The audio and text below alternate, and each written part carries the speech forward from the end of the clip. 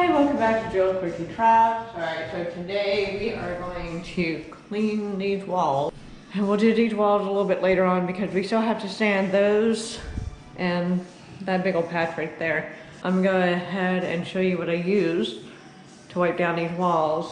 So we have just a regular mop bucket of water here.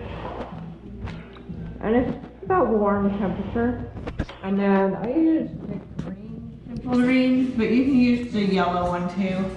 It's non-toxic, it's biodegradable, so if you should have a drop of this fall onto the floor or something mixed with water or whatever, and your pet goes by and licks it just because, you know, they're just animals and they don't know any better, it'll be okay. Just make sure they don't consume a large amount. But I had my dog do it and he was okay. And he'd be the one that did it. But yeah, I just want to let you know that you don't have to like take a mop of water after using this to get any kind of residue off. It's fine. So that's why I use this, and it works really good.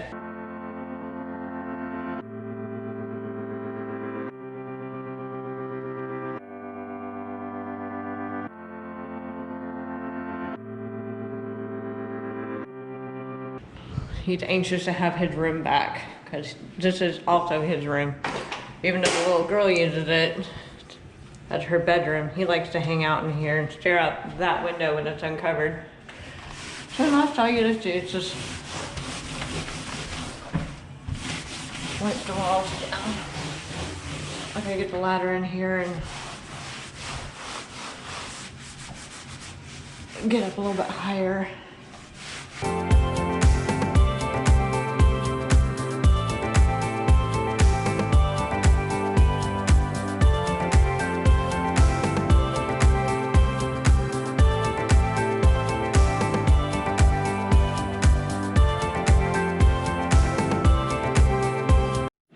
So we got the closet wiped down.